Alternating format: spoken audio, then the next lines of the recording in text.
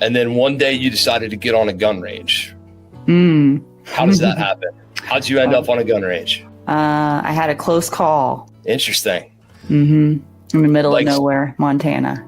I just remember sitting in the passenger seat of the vehicle trying to completely disappear. I was so scared. Like, I wanted to melt into the seat. I remember my back pushing up against the seat, I was just frozen in fear. I remember thinking in that moment, like, I had my cell phone, but I had no service. I mean, options were running through my head, like, can I escape? If I escape and I run, where do I go? There's nowhere to go to, you know? And that feeling of helplessness was like a feeling that I don't think I'll ever forget. And the difference is now that no matter where I'm going, I don't always have a plan necessarily, but I have an idea based on where I'm going as to what I should have with me or what things are probable or likely versus not likely, you know, and just have common sense about it, which I didn't have before because I had no sense about it. Like, it never even occurred to me. Like, I was so naive back then. I never would have guessed that there were people like that on the planet. Like, I knew there were, but it never was a serious thing in my mind. You know what I mean? But has anyone ever stopped and thought about what are we failing to do to reach people to where it almost has to come to that person fucking around and finding out, like, oh shit, that Lora chick or that Kent dude were right. I should have gotten some training. Why is it seemingly always inspired by a precipitating hostile and potentially dangerous event? It's because it's not going to happen to me. Deep down, they don't believe it will. That's how I was. Deep down, I didn't believe it would or could. Intellectually, I knew it could or would, but deep down, I really didn't understand or know it. I used to really, really have a lot of shame about being different, and I really tried to conform to everybody else for the longest time. I just finally realized that difference in me is what makes me so great. It is the thing, the uniqueness that only I can give, that I can bring to the table. And that's been like a hard thing for me to work through and embrace. Like, to get to the point of not being ashamed of it for one, and then actually embracing it. It's like a whole big path to get there, you know? And I just can't believe that I didn't realize the thing that I've been trying to like repress my whole life has actually been my superpower all along. If you're new or watching this as a replay, welcome. I'm so glad that you're here. Please subscribe on YouTube, Rumble, Spotify, Apple iTunes, and anywhere else that you can see me or hear my voice. If you don't want to miss another episode of Defenders Live, you can join our free community at defenders-live.com and become a free subscriber. Lastly, if you're looking for exceptional firearms or self-defense training, go to defenders-usa.com and look at their calendar to see what training is coming to you this year. And we are live, ladies and gentlemen. Welcome to episode 154 of the Sling'N Lead Podcast. I'm TJ. And I'm Kent. And I can't believe 154 is a real number. Mm-hmm. You almost have to take the shoes off to get to that one, Bubba. Absolutely. Who do we have with us?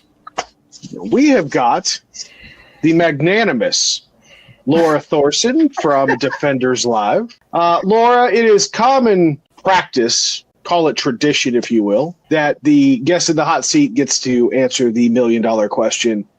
Who the hell are you? I'm a lot of things. I wear a lot of different hats.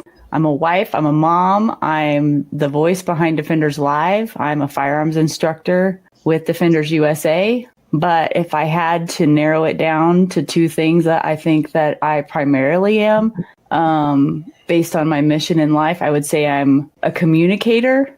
I care about listening to people in those various capacities, and I'm a protector. Communicator and a protector. I like that. So wife, mom, business owner, firearms instructor, podcaster. Yeah, that sounds really crazy when you say. Again, speaking of running out of toes and needing to take off shoes and shit, wear many hats. That's why I do the show in flip-flops. You've been an instructor. You've been a trainer for about 5 years. Is that? I was tracking that from last time. That's correct. Which you're still relatively new comparatively. Yeah. So what was your thing that you were this passionate about before this? Before firearms training, or is this the thing that you've been most passionate about professionally ever in your life? No, I've always been a business owner. So I'd say business I've been passionate about. And part of my business prior to becoming a firearms instructor was that I was a photographer. And I did a lot of event photography in the equine industry. So rodeos and bull ridings. And I did some portrait photography, but I really liked event photography because it was fast paced and it was really challenging to get the perfect shot. And so I know that it might sound silly that there would be carryover between a trigger press on a camera and a trigger press on a gun. But when you're shooting barrel racers in an arena and the entire pattern, I think, is between 13 and 15 seconds on a good run. So you can figure out how much time, each barrel is. It's not very much time at all. And I got it so refined down to the stride of the horse's feet hitting the ground at just the right time. I could see that in my mind as the horse was running. I could pace off the horse as it was coming off the first barrel. And between the first and second barrel, I could know exactly when that horse's front legs were going to hit the ground. And every horse's stride is different, right? But I use that now in shooting because if I can relax my gaze and just notice what the dot's doing in relation to the target, it's the exact same thing. It also sounds an awful lot like a competitive shooter planning out a stage. Yeah, I guess so. I didn't think of it that way. There's a lot of carryover, really, now that I think about it. That is exactly what I was looking for. So normally, if we were ever any good at something else, we can find tie-ins to the stuff that we became good at now. Mm-hmm. And what you just did was an amazing job of relating the known to the unknown, because somebody may not have ever relaxed their gaze and seen a dot. Everybody's seen a horse run. And the way that you just described, I'm literally envisioning a horse's hoof striking the ground, and that in relation to when you're trying to catch a picture of it and everything like that. You just did a great job of visually creating a known to an unknown reference point and made it a tie-in to shooting. I've never even thought of it before until now. So There you go. Thanks for bringing that out of me, Kent. Well, it's not hard to bring it out of somebody when it's natural to them and they're a natural teacher. Like, that's the kind of shit we do on the range all the time, isn't it? You do that. Well, okay. Let's define who we are. We are professionals who enjoy this and do it well. We are not holding clipboards and whistles and screaming at people from a chair with a bullhorn. It's just a little different. My point is, imagine talking to a guy and he says, "Oh, golf swing." Yeah. And then in your mind's eye, you envision a golf swing, and then you try to relate shooting to it. Like, it's the same thing. Yeah, totally. So in that way, you just kind of put us in that mindset and that spacing. Interesting how you're able to do that visually. You can do it to somebody tactilely too. Mm-hmm. You make them feel something through describing a common feeling, like a paper cut or something like that. Like, everybody's had that. So you can kind of relate to people through that. It's pretty interesting. So you had a camera and a lens and all the things, and you were taking pictures of horses. And then one day you decided to get on a gun range. How does that happen? How'd you end up on a gun range? I had a close call. Interesting. In the middle of nowhere, Montana. Male students in your age bracket are often looking for a close call. Female students in your age bracket have already had one. Seems to be my experience. Do you mind describing what your close call was like? What happened? I was working for a real estate company, and I was their assigned drone pilot for this land in the middle of nowhere that we were supposed to go shoot. And normally, this was the only time that I can recall that I was not alone. Thank God.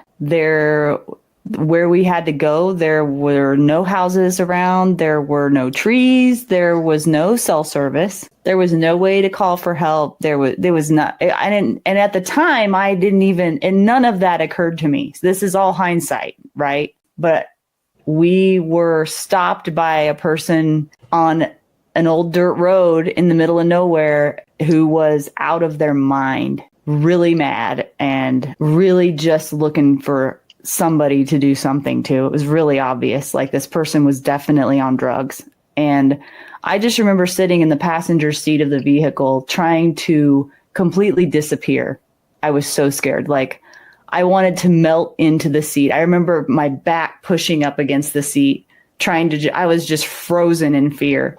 I remember thinking in that moment, like, I had my cell phone, but I had no service. I mean, options were running through my head. Like, can I escape? If I escape and I run, where do I go? There's nowhere to go to, you know? And that feeling of helplessness was like a feeling that I don't think I'll ever forget. And thank God it turned out that the guy, and it was a guy that was with me. Usually the real estate agents are not men, they're women. So again, I had a lot. God was definitely watching me for sure and putting me in the right place at the right time with the right person. But this person had de-escalation training, and he knew what he was doing, and he de-escalated the situation to the point where the guy drove off eventually, not without a couple of spots that were really dicey. And I was just frozen in fear the entire time. I maybe could have ran, but I don't even know where I would have run to. And this guy was huge. So anyway, after he left, the guy I was with was not sure that he was going to stay gone. And so he was smart and posted up at the top of a hill with his pickup pointed the right direction so that he could watch my back, literally. And if this guy was headed back our direction, he would be able to see him coming. And he did have a gun. So I tried to fly the drone. My hands were shaking so hard that I could barely even get the shots. But anyway, we did. And then we left. And I don't think that guy to this day really knows, the guy I was with, really knows what kind of effect that had on me, you know, and how thankful I am that he was there that day, because I shudder to think what would have happened if I would have been by myself, like I usually was on those kinds of trips. But he wasn't with me on that one because it was so far out there, and he was afraid I wouldn't even be able to find where it was for sure. So after that, I went from having, you know, someday I should get my concealed carry permit and take a class to I must take one immediately. I need to do it now. So that was it. Is there anything, looking back, but first of all, I'm glad you're okay from that situation, that having gone on the path that you have been on, now that especially that you're teaching other people, do you often look back at that situation and think about, like, okay, now that I know a bit more about what I'm doing, I would have done the following differently? Do you replay it through your head, kind of you then, and compare it to what you know now? Oh, yeah. And the difference is now that no matter where I'm going, I don't always have a plan necessarily, but I have an idea based on where I'm going as to what I should have with me, or what things are probable or likely versus not likely, you know, and just have common sense about it, which I didn't have before because I had no sense about it. Like, it never even occurred to me, like, I was so naive back then. I never would have guessed that there were people like that on the planet. Like, I knew there were, but it never was a serious thing in my mind. You know what I mean? No, I know exactly what you mean. I am a firm believer that the vast majority of people who are quote unquote anti-gun or on the fence haven't fully comprehended exactly how ugly and evil the world can be. Yeah. And that was just a small taste. I mean, it could have gone so wrong in so many ways. And that was enough. That small little taste was enough for me to be like, oh no, reality slapped me right in the face. So that was your crescendo moment. Mm-hmm. Had you ever been that scared of another human in your life prior to that? That one probably topped it, but if I would have been alone, that'd be a solid yes. Okay. Yeah. Okay. But before you had other experiences with other humans that made you fearful for yourself, is my point. I've been around very unsafe people that I was extremely naive around. Yeah. Okay. What do you think it is about? So maybe your moment, or like we all have it. We ask a student, like, why are you here? And they'll say, Bill, because I want to learn to whoop-a-doop-a-doop-a-doo. I'm like, no. Like, shooter. Yeah. Like, you showed up now for a reason. You and I talked about this on your show, but like, today's the day for you for a reason. What do you think it was about that harrowing experience with another violent human versus other potential bad experiences in your life? Was it the isolation that stood out? Was it the utter helplessness? Yeah. Okay. Mm-hmm. So I often wonder then why people experience, because we know victims of abuse and trauma and people who have 20 of your experiences, 50, 30, 40. And for some reason, now I'm going to change it. Like, now I'm going to go get help. This is enough. I'm not doing this anymore. I wonder what it is for that. Like, why, hey, I'm not going to let that happen again. Like, your choice was, I'm never going to let it fucking happen. Like, it got close to maybe sort of feeling like it might have happened. Mm-hmm. We have students who have had it happen numerous times. Don't let me put words in your mouth. I have had students who have had it happen numerous times. Maybe you have, maybe you have not. But like, in the industry, we certainly see this. I wonder what it is about those folks and that one decision point or that one thing. I think for some people, it's the fact that they have kids now. I really think that's a good one. I really think that's a really big one. Unfortunately, I think there are too many people out there who don't value themselves enough to even believe they're worth saving. But when they have kids, they don't feel that way because they'll do anything to protect them. So at least they will come seek help for that. Oftentimes, the female student will vocalize, I don't know if I could hurt somebody unless they were trying to hurt my children. Mm-hmm. And like, guys, those of you who are going to hear this who are not professional firearms instructors, like most of you, these are not like cliches we're speaking that are like, oh, this is a thing that might have happened one time, but we're acting like it happens all the time. I'm telling you that 30% of the female students that come to me say something to that effect. And it's not as though I teach, right. It's not as though I teach 2 women a year. I bet I teach 150 to 200 women annually. If there's 800 people that come through total, I bet at least 200 are women. It's not a like 1 in every 100 ratio or something like that. My point is, we hear it often enough that it's a thing. People don't value themselves, or people and living in fear is a real motivator. It really is, you know. Sure. And I think not for everybody, but for a lot of people, there comes a time where just enough is enough. Have we given any thought as I don't know what kind of conversations happen in the the subcockles of the back room of the instructor dinner at TACON, but has anyone ever stopped and thought about what are we failing to do to reach people to where it almost has to come to that person fucking around and finding out? Like, oh shit, that Lora chick or that Kent dude were right. I should have gotten some training. Why is it seemingly always inspired by a precipitating, hostile, and potentially dangerous event? Not, I had a really good conversation. The same reason why people, won't eat right and won't exercise and lie to themselves constantly and justify everything they do. It's because it's not going to happen to me. Deep down, they don't believe it will. That's how I was. Deep down, I didn't believe it would or could. Intellectually, I knew it could or would, but deep down, I really didn't understand or know it. It's way easier. That's easier and way more comfortable to not to have to think about all the crap that could happen to you. Whether it's your health or whether it's your safety. It's way easier to just live in oblivious. So it really comes down to an ignorance is bliss. I think so. Willful ignorance. But my question remains, though. It wasn't bliss for me. What can we, as in hindsight, it's not, but what can we as instructors, I'm reluctantly going to lump myself into that conversation. What can we do about changing the narrative in the ways that we try to reach people to convince them to go get, like, how do we do a better job with our talk track, the conversations? I think, be honest, meet people where they are. I think just meet people where they are can do a lot of good, and not being the most important or the most knowledgeable person in the room, and like meet them on a human level and not on an instructor level. Do you know what I mean? It's intimidating to go to a gun class when you've never been to one before. And then you show up and there's like these guys in these tactical pants and stuff. And you're like, what the heck?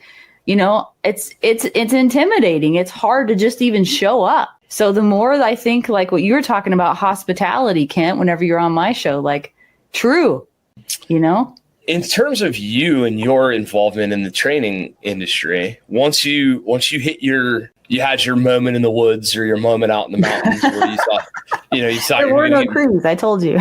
Right. So you went to a concealed carry class. Yeah, basic pistol, I think it was. NRA basic pistol or something like that, or just. I think it was through the state of Montana. I don't know if it's NRA or not. Anyway, okay. Fair enough. How long from that moment, your first experience as a student in a class, until the time you were on a line teaching? How long did that take? Well, there was a breaking in process because I was an apprentice for a couple years before I was running my own line. So I guess it depends on if you mean by myself or not. But the moment you thought, here, let me change my ask, because that's fair. Apprentice obviously is a good thing. From student to apprentice, how long did that take? That probably was a couple years. 2 years from the time you took your first class until you thought. No, I didn't think anything. See, that's where you're wrong. I was approached. Yep. This is where I was going, right? So this was not my idea. No. Right. Yeah. So who approached you? The owner of the range. Okay. And said, have you ever thought about becoming an instructor? And everybody worth your salt with common sense, you said, what the fuck are you talking about? Not me. Yeah. Anybody but me, right? Yeah. This is the story. We all have the story. Every one of us who's not the sit in the chair, holler at the bullhorn guy, every one of us has this same story. I'm just trying to figure out what your path to realizing, yeah, maybe me might have looked like. You know what I mean? Took a while. What came first, the skill or the imposter syndrome? Right. Oh my God. Yeah, that's exactly it. That's literally the question. What came first, the skill or the imposter syndrome? Exactly. So you were asked to apprentice, and then you had, how long from the time you were asked until the time you were willing to give it a try was it? Oh, a few months. I mean, yeah. I was excited. I was excited about it. I was very humbled and whoa, that it just kind of blew my mind. And then I thought more deeply about it. I'm actually, yeah, I think I could do that. I think that would be fun, but it was also terrifying. So what was the first thing you did in a capacity of a professional as an apprentice? Did you help at a concealed carry class? Did you shadow a private lesson? What was day one? Can you remember it? Well, I watched for quite a while, but when I finally did actually help, I was asked to teach a section of a PowerPoint, which was, I don't remember exactly which section it was right off the top of my head, but it was something short and sweet that if I messed it up, they could move on and, it would be okay. It would just be a bump in the road, but it turned out to be okay. And then as I kept proving myself, they kept giving me more and more.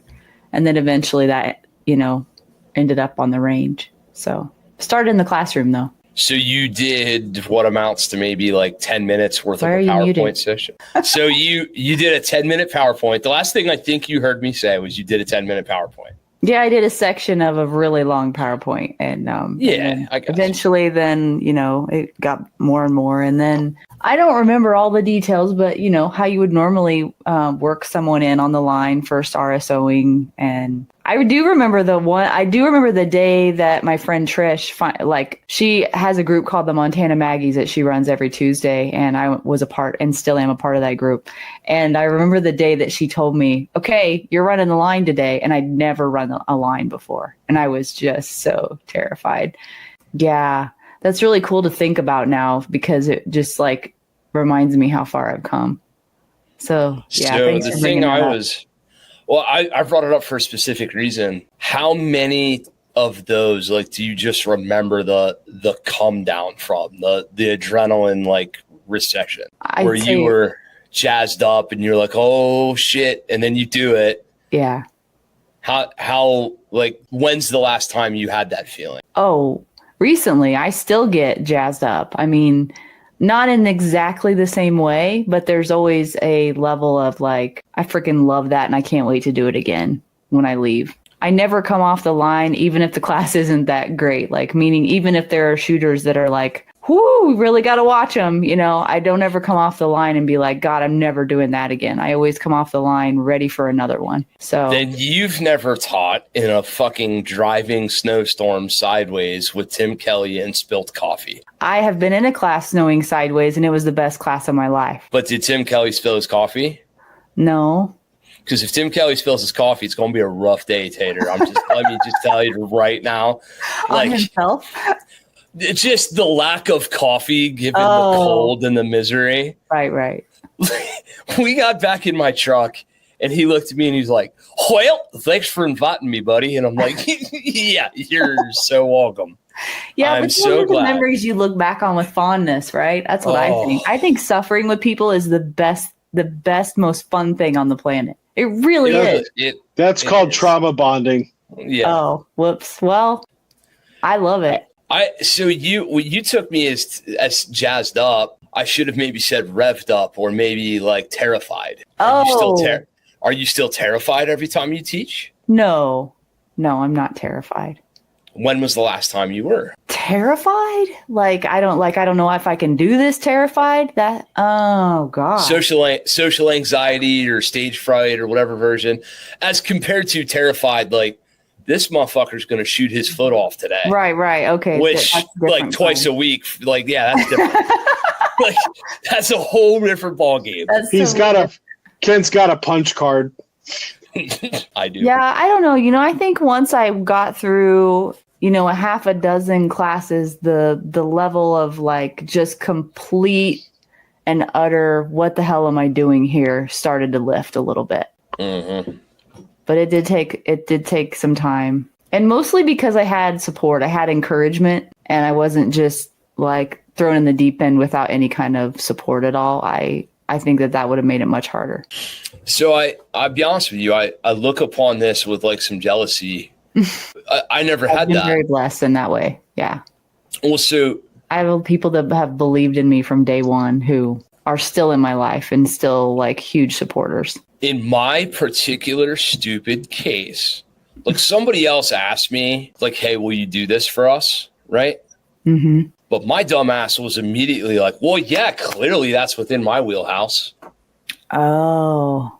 Remember, we're talking about young adult male Kent. I didn't get to apprentice. I have since, like I've now assisted and AI'd for and done things for other folks. Mm-hmm. I mean, I started it for myself and didn't get to do it. I really enjoy asking these questions because what I do get to do is I get to make sure that our people have a different experience. Like my guys and girls will have a completely different experience than what I did. They'll have the opportunity to apprentice and to grow and to not get thrown in that crazily.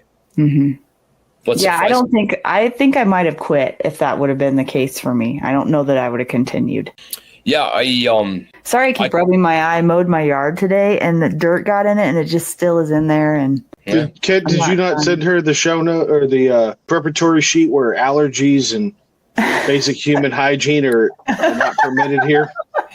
No, but we did have a phone call before the phone call where she told me she was going to, quote, go get pretty.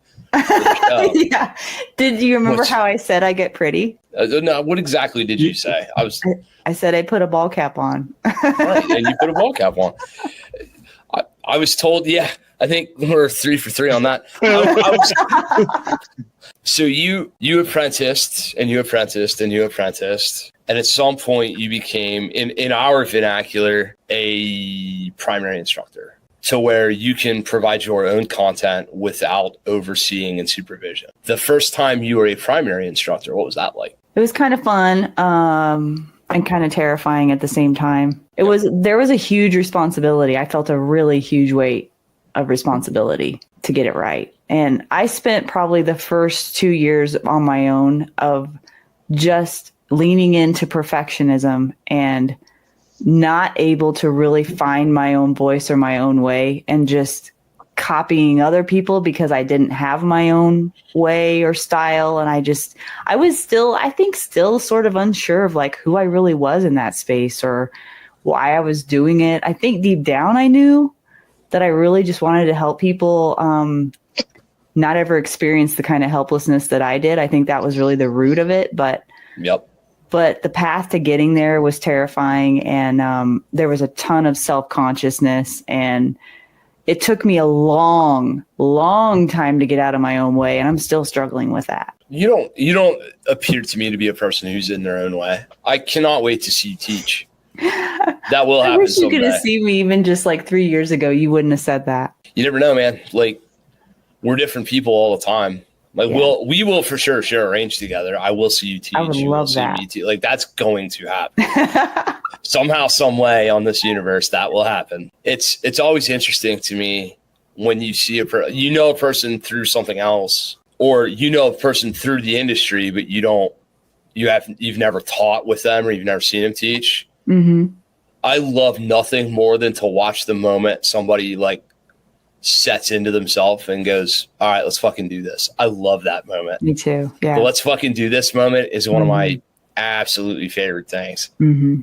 Do you think though, like over time you get better at gauging that? I think I have anyway. Mm-hmm. Yeah. You don't get on the podcast unless you get a pretty good gauge for that. Mm-hmm. Like if I get a bad read, if I think for a minute where I'm like, I don't know if this person can actually teach. Like, we're not going to come on here and talk about you teaching. Yeah. That's what we're not about to do. Yeah, I love how it's like transformed over the years to where when I began, I thought my job was like to download all the information I know in my head into other people. Like, I thought that was my job. And now it's just like, I just like get to connect with people. I know I keep using that word, but that is the key. If I don't do that, I can't reach them on a level that matters. Well, I mean, it's peeking into a bit of what your love language is. Say more. Absolutely. You thrive on I'm willing to bet that you strike me as the type of person that you either have a lot of friends or you have a decent amount of super strong, like family level friendships, because you keep using words like connecting with people, right? You keep coming back to that as something that you thrive upon when you talk about the teaching that you're doing. We haven't even taught about the different types of courses you teach yet. Right, you consistently refer back to that connection you made. It's not a bad thing at all. As a matter of fact, it's an admirable thing. Yeah, you're right. I have not a lot of friends, not a lot of close friends. I'm friendly to everyone, almost everyone, but deep connections with people are few. Interesting. Okay, but you look to make those connections with the people you teach. Yeah, but that's maybe not necessarily. You're not looking to get added to their Christmas card list, right? Yeah, that's a different kind of connection. Like being curious about people and giving a crap about them is different than who I let into my inner circle. That's a totally different thing. Yeah, and agreed 100%. Here's the better way that I could put it. Kent and I have actually talked. More so, Kent has talked about this than I have because he's got the experience. But on several episodes of this podcast, he's mentioned that he's had a conversation with now the late James Yeager, and his mentality along what his relationship with his students is. I have to assume, and I'm paraphrasing, I have to assume that this is the only gun class that these people are going to take. Mm-hmm. I have a duty and an obligation to cram into them as much as I possibly can of the most important shit in that 8 hours so that they leave here as prepared as I can make them. Mm-hmm. That is a different type of connection. It is a connection, I would argue, right? I have to recognize these people are looking to me for help, and I might be the only person they ask for help. Mm-hmm. I want to help them as meaningful as I have, but the connection never goes deeper than that. It's transactional. Okay, I get what you're saying. Right. Mm-hmm. You are looking to make a connection and have a bond with the people that are coming to you to learn life-saving shit from. Right? I'm not seeking it. This is the way it strikes me. You don't have to. I'm not seeking it. I'm offering it. Yeah, Kent doesn't seek it either. Yeah, there's a difference. Yeah, he'll be the first one to cut a motherfucker off. I've watched him do it. Right?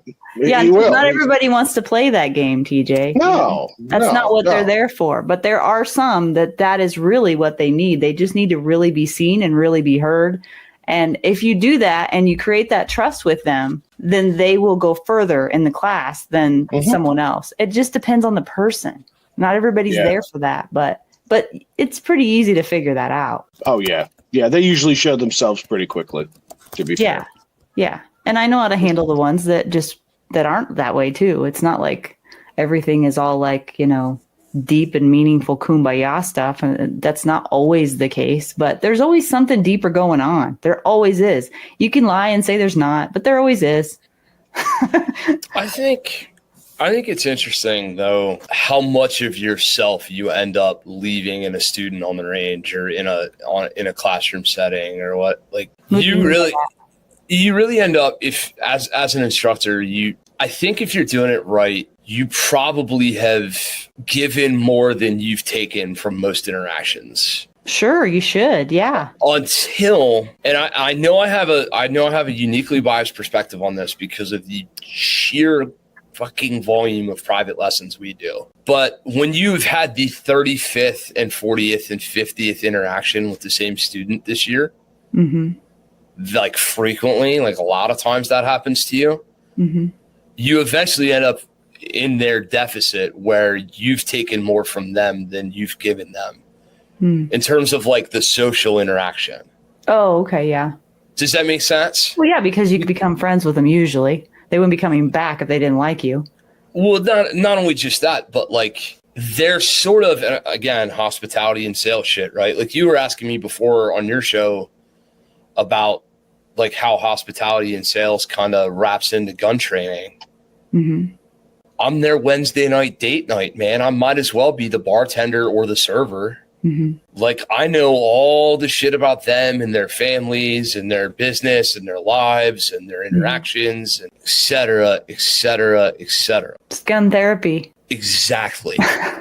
And they all know a fraction of that about me, not because I'm keeping it from them, but because at least 20% of the words that come out of my mouth should have to do with something like a trigger or some shit. Like I have to actually do my job. Right. At some point, the waiter has to ask you, what the fuck salad do you want? Well, isn't it ironic that the way you build a really good connection, or at least initiate a really strong connection with somebody, is by getting them to talk about themselves for about 20 minutes? Most people are really, really, in my opinion, I think most people are craving that. I mean, I think most people don't feel heard or seen in their lives, and they just want somebody to listen to them. 100%. That's a uniquely like non-gun thing. That has nothing to do with pressing triggers and it's a human thing. Right. Humans are the ones behind the guns. The guns are just the conduit for what's really going on. Well, unless you're the sit in a chair with a bullhorn and a whistle and a clipboard person. Right. Then you never get the opportunity to go any deeper. And I'm not saying everybody should. I'm just saying I feel like that's what I'm supposed to do. I love that. Yeah. I look at it. I often hear my jiu-jitsu coach talk about the difference between an instructor and a coach. An instructor is just there to impart knowledge and talk you through a particular set of, biomechanical gestures and movements to accomplish a certain thing. Or to learn a certain topic, to master a certain skill. A coach is there to actually make you a better everything, right? A coach is going to care about you when you win or lose at that tournament, right? An instructor ain't going to give a shit. So a whole lot of instructors out there.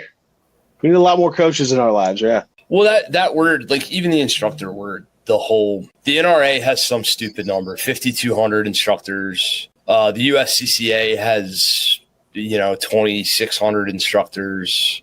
There's a lot of people who let me be clear with this. When I say this, I want you to understand what I mean. You, the listener, you, the fellow guests, whatever. There are people who do the instructor thing as a sort of to the level that I would volunteer at a dog park or a shelter or some shit. Like they do it because it's a thing in their lives that they feel like they should be doing because it's a good idea and it's helpful and it's my version of it'd be like maybe, hobbyist. Not even just no. Like there's some philanthropy to it. Like instead of volunteering to help build a homeless shelter, they're going to volunteer to go help at the range. Okay. Because they've got a level of skill or whatever. They feel like they should go and they should, all right, come on, let me go help these people. But they do it twice to 6 times a year. And they're an instructor, right? That person has a piece of paper that says they are a firearms instructor. And that is the word we have chosen to use for them. Okay. You have another person who maybe does it monthly or bi-weekly or something like that, where they'll be on a range for a weekend and they'll do a thing. And that's a big part of their deal. But the rest of the time they're doing something else. And then you'll have people who are living that, like they're in that life. Like this is their thing, that is their focus right now. It's a different level of involvement. Therefore, it's a different personal connection. Like you wouldn't, if not that I volunteer at church, because I volunteer at the damn gun range because that's the only place I have time to be and volunteer. But if I was to volunteer at church right now, the people who saw me 4 times or 6 times this year at church volunteering wouldn't really know a whole lot about me, because I'm sort of doing the thing that I feel like is a good idea in the moment, but it's not an environment I'm comfortable in. The range for me is like church. It's home. It's a place I'm absolutely, completely, entirely comfortable. Mm-hmm. This is my piece of earth. I feel good here. I can be myself, right? And Laura, I don't know if you do feel that way, that's cool. And if you don't yet, that's also okay. But like, it's a really, really, really cool realization when you feel like you found your place. Mm-hmm. Do you feel that way for yourself? Oh yeah. Isn't that so cool? Yeah. It's like, there's this range that I teach on now that I haven't always taught at, and there's a whole long story behind it. I won't go into it, but there are particular places that I do feel more at home than others. And the home range for me is like where it's at. Maybe in some ways it doesn't matter where you're at, because I remember being at a Girl and a Gun and being in a class with like complete strangers, but just having so much fun that it didn't really matter where I was at. It was more about like who I was with was really important too. Like I did a really good job in Dan Brady's class, and I have this thing where when I'm full of joy, I cannot hide it, which is a whole other story because I used to try to hide it all the time, but I just can't. It just overflows. And I was jumping up and down. I was just so ecstatic. And I was in a class full of almost complete strangers. And I started high-fiving and jumping up and down at these people I didn't even know. And it was like my joy was infectious. Like you could just see them, and they were genuinely happy for me, you know? Like, I think in the past, I tried to hide that because I thought people would I don't want to be too happy, or I don't want to be too excited when I do well, because that's going to make other people be like, well, who does she think she is? You know, when the actual opposite is true. The people that I was with were ecstatic for me. And that was a really, really fun moment that I remember just from conference this year. And that happens more on the gun range than any other time. Bounces like Tigger. Yeah, that is what I do. And I cannot hold it back. It just comes out. Sometimes I do that before I get on the line because that's kind of like this excited, nervous energy. But then sometimes when I shoot really well, it comes out again.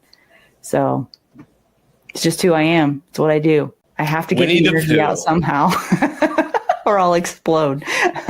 So you're a Winnie the Pooh cartoon tiger with a gun. Yeah. That is some real joy though, when you think about it. Somebody's so full of joy that they're like just bouncing. That's a really high level of joy. Yeah, the last person that laughed that much with a gun in their hand had to fight Batman.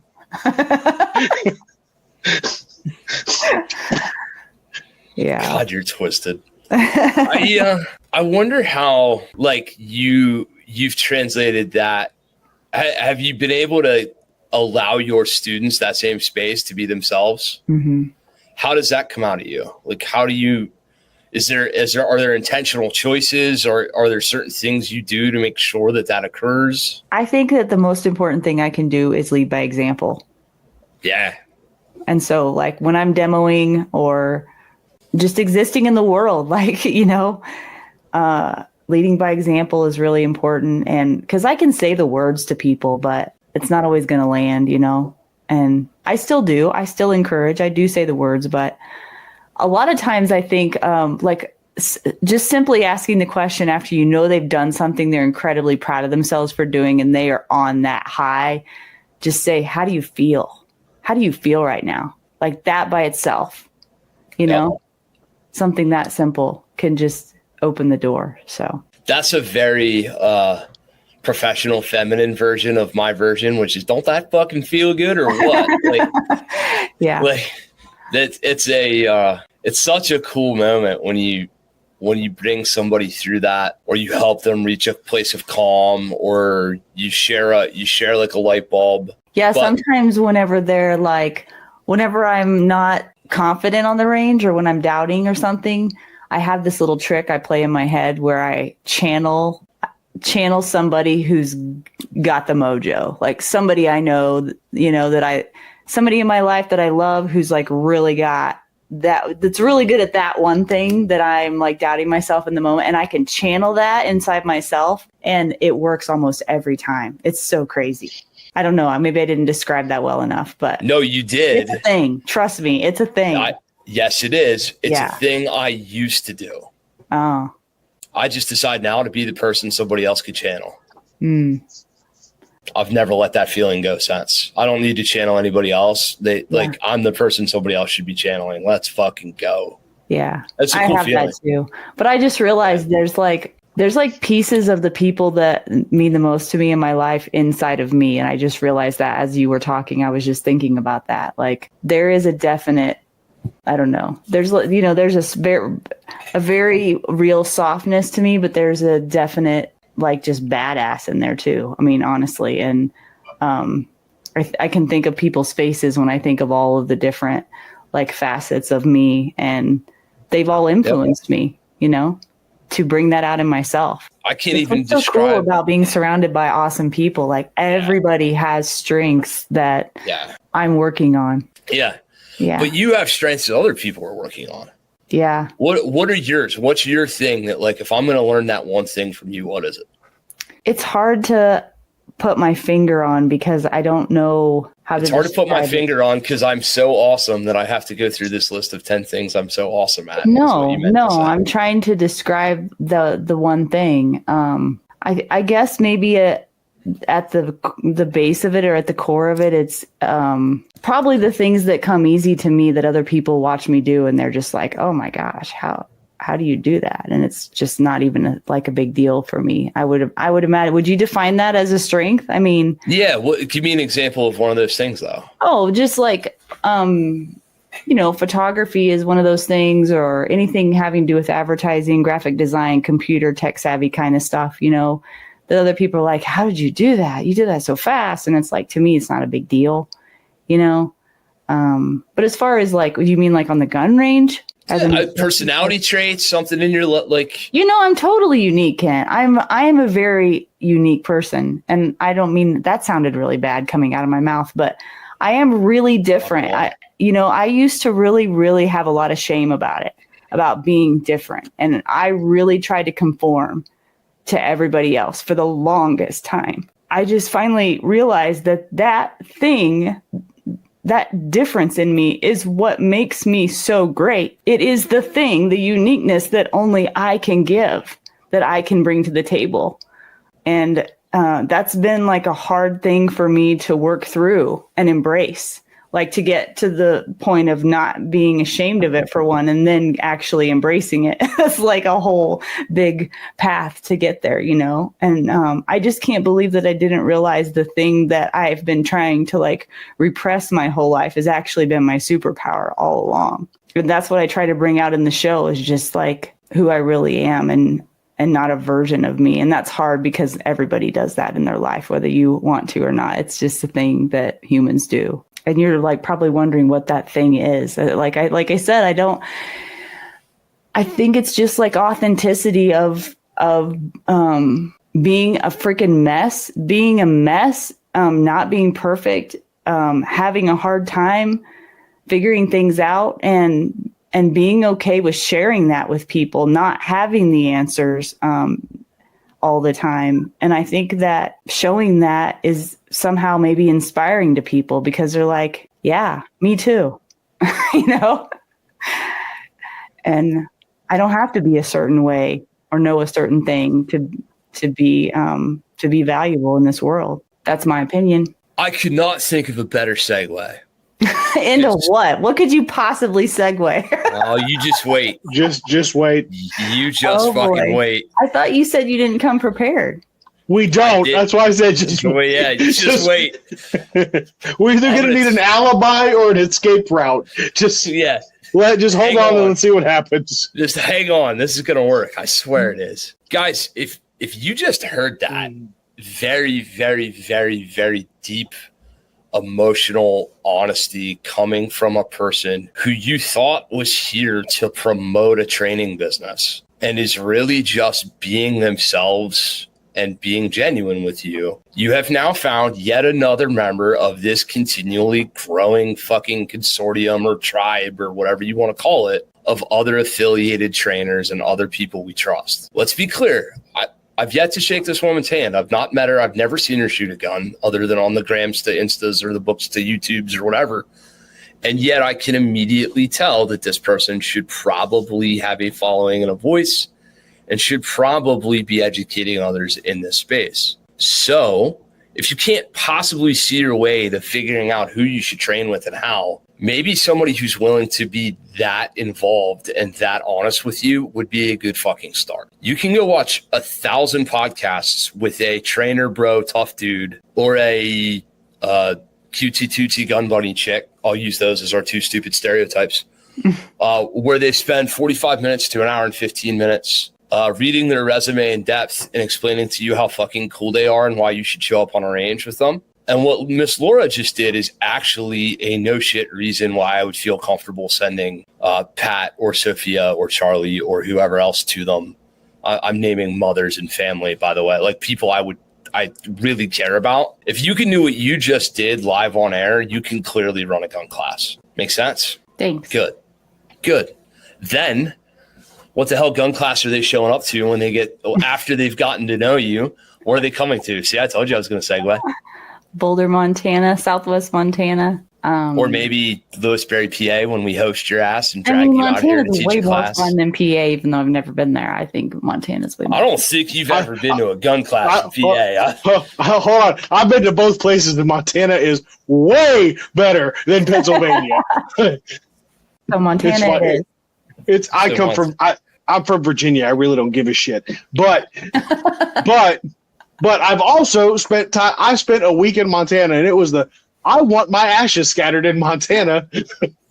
So take that for what it's worth. So anyway, what I was trying to do is insinuate that we should perhaps get you out of Montana and get you out here to be hosted and seen by a different audience. That's where I was.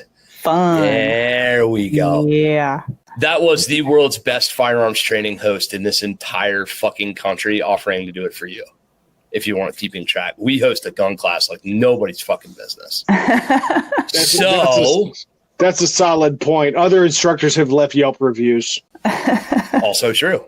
So what kind of class are they coming to? Whether it's in Montana or Pennsylvania or Texas or wherever, if somebody's on the range with Lora, what can they expect? What are they learning? What are they working on? How are you helping them improve?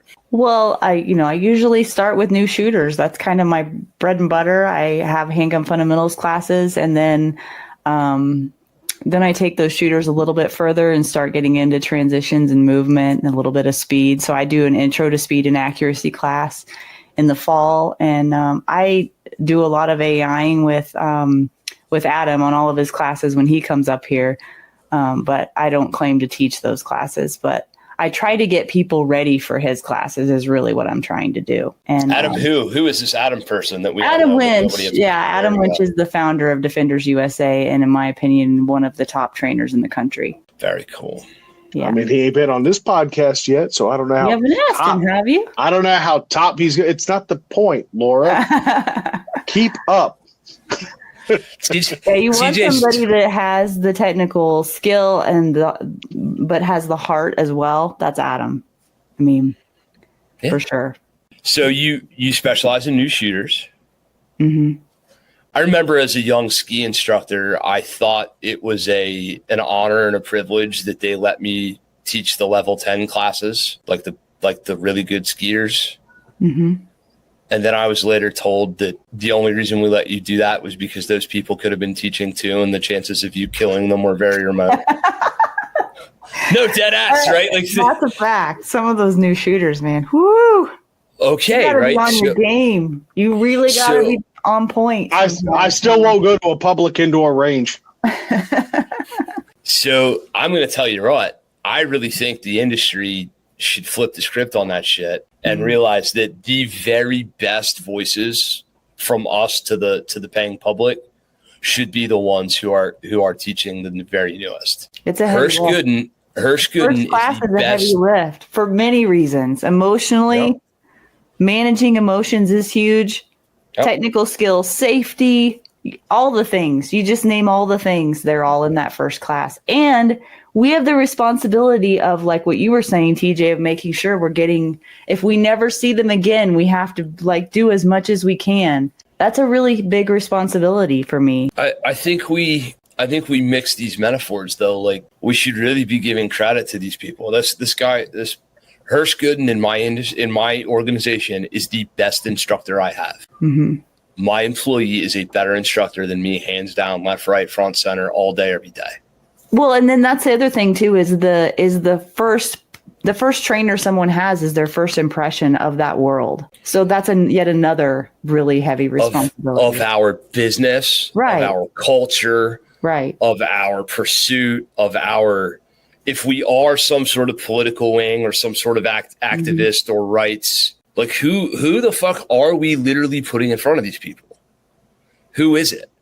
Right? Is it somebody who's well-spoken? Is it somebody who's too gruff? Is it somebody who's too aggressive? Is it somebody who's too soft? Like, no. We have to match the instructor to the student. Right. That's which is a monumental challenge, given that as a new student, we don't know who the fuck they are. Like, they're just rolling in, right? Like, you're raw dogging these people. You have no idea who they are. You're about to meet them. You don't. How much research do you do on your students before they show up to the range? I might talk to them on the phone or correspond with them through email. Yeah. Right. We're supposed to claim James Bond shit. Like, we did a whole dossier on every one of them before they roll. It's fucking not real, right? Yeah. I have the damn resource. I could have TJ do that. Actually, TJ, start doing that in your free time, would you? Like, that'd be really exactly helpful. Looking up all the info about all the students before they show up to the range. Nope. You see? Right. Thanks. Super helpful. It's impossible. We can't do that. So what do we do? You're at a gun class. Yeah. You worried about being attacked? You're armed. No, I mean, how do we reach them? How do we teach them? It'd be that part. That part. Hey, look. So Laura, you and I, I don't get it. So Laura, you and I didn't get a chance to get properly introduced. I'm former military intelligence, so when somebody tells me to look into somebody, I think background check and investigation. No. Apologies for not briefing you on that sooner. No, I'm literally talking about, wouldn't it be cool if we could get a whole, like, this is Laura, she likes horses. Horses are fun. We could ask that on the form when they sign up. Yeah, and they're going to be so honest, right? Right. That's what I was getting ready to say. Yeah, they're going to tell us all the things. No. But it could be facts, though. It could be facts, and some of those facts might give us information. So you got to pull some, like, psychological profiling questions. No. So it's not that. You don't ask what's your favorite animal. You ask something. You paint a picture like, hey, hypothetically, if you were stranded on a desert island and you could only have one non-human living being. No, you're taking this too far now. No. It's too far. You're going to scare them off before they even show up. I'm just trying to solution the problem live on the podcast. Like, I don't know what the issue is, Laura. Why are you cramping my style? That's all. I don't think it's a wise idea. I don't know. Listen, I am a problem They're already solver. Like scared deer when they get there, dude. We can't scare them before they even show up. Mm-hmm. They're terrified, and they're not being honest. With care, some of them, and even the ones that pretend like they aren't scared, they're scared too. So some people just hide it better than others.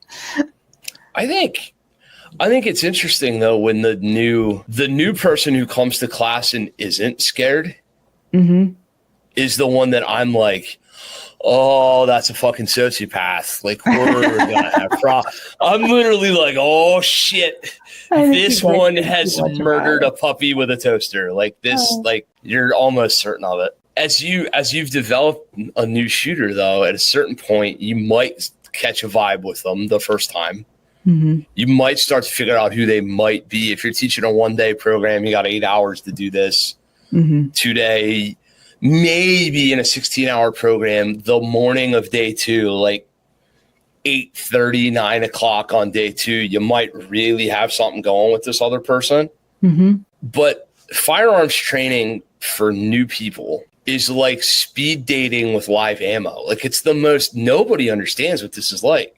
Mm-hmm. There's all the social consequences, all the weirdness, all the like, I hope they like me. I hope I don't mess this up. Yeah. Or all the like pretend bullshit. I don't care if they like me. It's like, yes, you do. If you didn't care if they liked you, you wouldn't be out in front of them. You'd be somewhere else doing something else.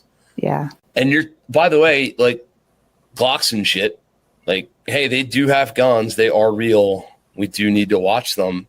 And yet you now have, like you just said, the next thing, you just kind of took me down the next piece of this little rabbit hole, which is you're getting them ready for somebody else's class. You're preparing them for Adam or for somebody else. Yeah, it doesn't have to be Adam, but yeah, the next. I got you. Yeah, the next evolution. At what point do you feel as though you've prepared somebody for that? Like, how do you know that student's ready for a deeper, more involved class? Well, that's a hard question to answer. There are a lot of variables. I mean, I think technical skill is one, but I think that their ability to learn needs to be assessed. Like, how quickly do they learn?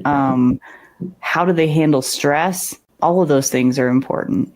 I don't want to hand somebody off that's like, all they can do is one thing or two things, but they don't know how to think. Like, if they can't think with a gun in their hand at the end of the day, like, I think that's what matters the most. So how do you convey that message, though, if someone's not quite ready? Convey the message that they shouldn't move on? Well, that's their decision ultimately. But if they ask my opinion, I'll tell them. So you're saying, how would I phrase that to them? Yeah, I'm curious. I would probably ask them a lot of questions about how they think they're doing, where they think they could improve, what their weaknesses and strengths are, see what they think instead of just telling them what I think, and seeing if that aligns with, where I'm at. And then if it doesn't, very carefully design ways to show them they're not ready for that. Put them in situations that demonstrate that. So I don't want to say disagree with you. I'll differ with you just slightly on that. I really feel like a student should know where they stand when they leave a training. So I use like one of my classes, defensive pistol metrics, is that for like, you leave defensive pistol metrics, you're going to know exactly who you are as a shooter. And you might be crying. You might be crying. Hold on. Somewhat serious on that one. No. Hold on. How about this? You might be crying at the end of your first defensive pistol metrics class and then beat me later on in the TACCON pistol match. That's who you might be. That's who the fuck you might be, Bobby Price, if you hear this one. That's cool. Fuck yeah. Like, yes, good. That might be the result. But I promise you, that dude had a long drive to Ohio and knew exactly who the fuck he was on the drive up there. I'm not here to demoralize or defame or diminish somebody. I'm here to give that dude as much credit. Like, he got a result he did not like, and he went and immediately put action to that result. But for every him, there's another person who, with that same experience, would, fuck this, I'm going to golf. Yeah. Lie to themselves, whatever, do whatever they have to do to get through it. Or blame you. Or blame, sure, 100%. But I do feel the responsibility that even, like, it's funny you said, I literally also have a class called Handgun Fundamentals. Think about this for a moment. Just like ponder this for me. Find a way for them to really know who the fuck they are leaving. Like, that's big. You can't co-sign somebody and send them off into the world and be like, ass pat, you got it, you're going to be fine. And then they accidentally smoke somebody in a Walmart who doesn't need it. And you also should not pull the reins back on somebody who really had a future and a potential. But I think, yeah, I do think what we have the responsibility. Instructors need to do? Instructors need to let people fail more often, I believe. Please expand. I agree. I'm thinking of a particular case right now, but I was looking for that answer. So glad you brought that up. Yeah. I got to fix my camera, but I'm listening. Keep going. There was a student in our 2-day handgun recently. And after day one, there's a certain level of competency you probably should have after day one. And really that competency is safety more than anything else. Skills.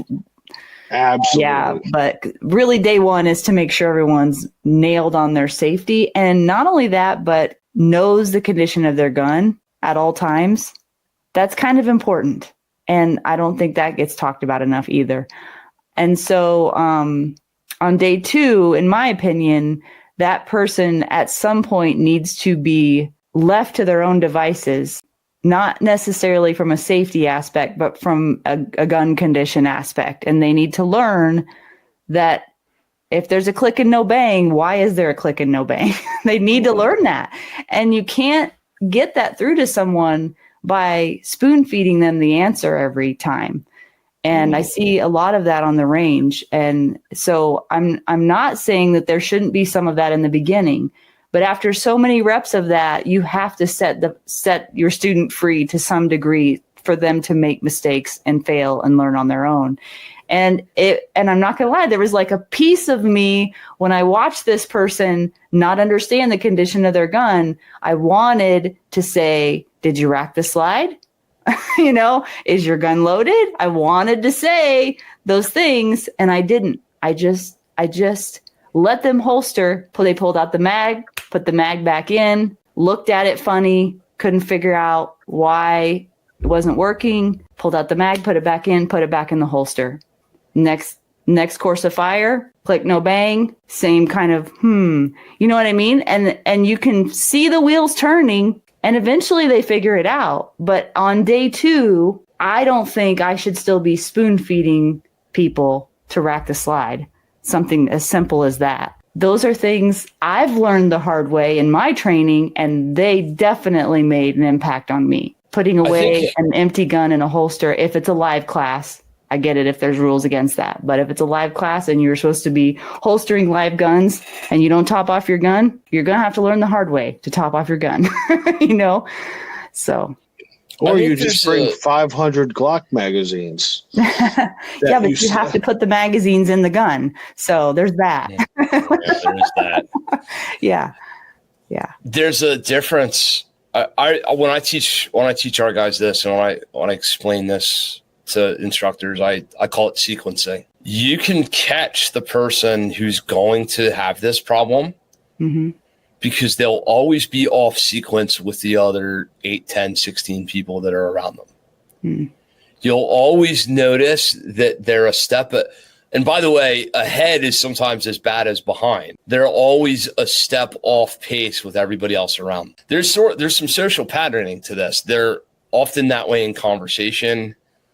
They're often a little late to a punchline. They're often a little early to a punchline. They're often out of sequence, just in general. Like they do the thing that makes sense. And they like everybody else went to drink water and took a piss. Yeah. They went to check their cell phone. Yeah. Then drink water, then take a piss. And now they're scurry buttling around back there trying to get their crap together while I'm looking all majestic. Isn't it amazing what you can learn about people on a gun range? It's amazing. Yeah. You really think about it. Yeah. Yeah. And it's hard to watch sometimes. They're like, I think the mom in me wants to go like, oh, help them. But nope, they have to learn. Like that's a whole other line of you can't do other people's work for them. I will tell you though, the only place that I feel like we should be constantly interceding is we should realize that pressure and that feeling of always being behind is often a precursor to a safety failure. It's usually that person who's also about to gun juggle or 360 the muzzle. Reading someone's can you feel I can feel it just standing next to someone. I can sense if they're breathing or not. I can sense if they're tense or not. I can sense if the wheels are turning or not, or if they're starting to glaze over. All those things they're probably the most important thing to pay attention to, besides finger on the trigger and muzzle. But, those are things I don't know if first of all, instructors, coaches, whatever, are they even, I don't think anyone's trained to even pay attention to that at all. I can think of a couple instructor development classes to include the one Tim Heron and I teach together. Okay. Apache Solutions IEP and Range Master level and above, where everything we are talking about is discussed. Yes. Okay. Now, good. How many of them are doing that? Right. Like, how many people are going to that degree of professional craftsmanship? It's hard to convey that. Like when I was saying, like, what's my thing that other people could learn from me? That's what I feel like it is. It's those kinds of things that are like intangible that like, I don't even know for sure how to describe how to teach somebody that. Do you know what I mean? I do. Okay, so I'm struggling with this with our instructor development class. And what I just gave you was basically a 2.5 minute talk track out of my instructor development class where I talk about like, hey guys, pay attention to the sequencing of the other humans around you. Mm-hmm. Their body language and their choices will show you their level of personal commitment to whatever the fuck you just told them. Mm-hmm. You could say any sentence, and if 11 people turn around and go execute, but number 12 is like sort of muddling their way through it, I promise you 10 minutes later, when somebody accidentally NDs into their foot, number 12 is a good candidate for who that was. It's not a guarantee. My man who's totally... it's not a guarantee if there's like a physical impairment and that kind of stuff, but I get what you're saying. Totally get what you're saying. Task loading a person... Right. Who's already mentally not the whole way checked in. Okay, I see what you're saying now. It's a great recipe for a fucking failure moment. Mm-hmm. Mm-hmm. So I'm going to take the reins off for a minute and let them fail. Mm-hmm. When my polite just recommendation to you would be if you feel that more than once or twice in a 20-minute period, you should probably reinsert mom mode to a degree.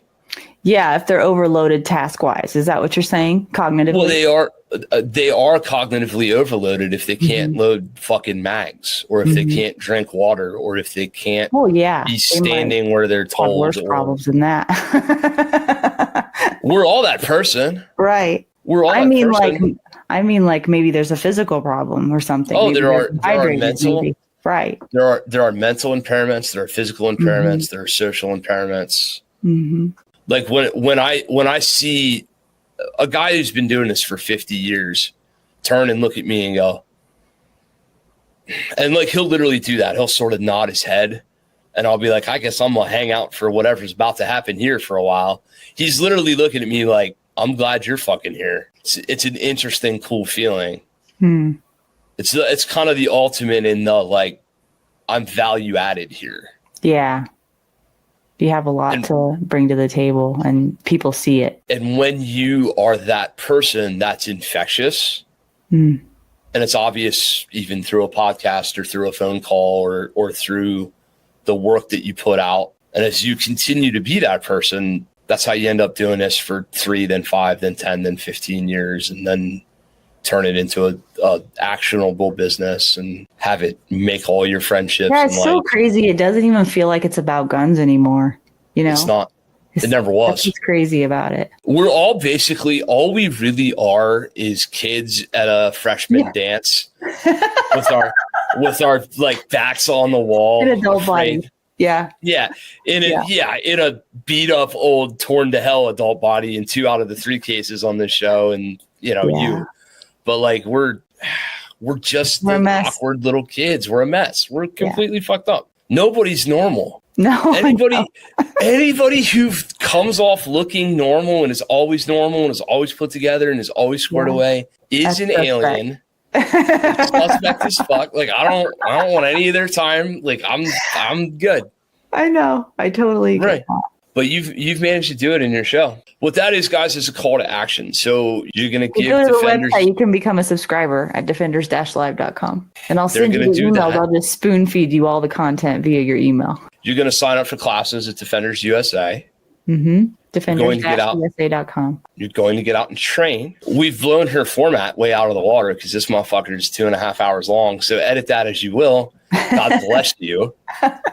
And from me to you, thank you for being another voice who deserves it in the industry. Thanks for being the right kind of person. Thank you for giving us all your time this evening. That's all the time we have for this week, folks. Thank you all very much for your time and attendance and participation in the podcast. Lora, thank you so much for being a gracious guest and yet being another person that we have added to the annals of history and people that will put up with our bullshit. Thank you sincerely for showing up.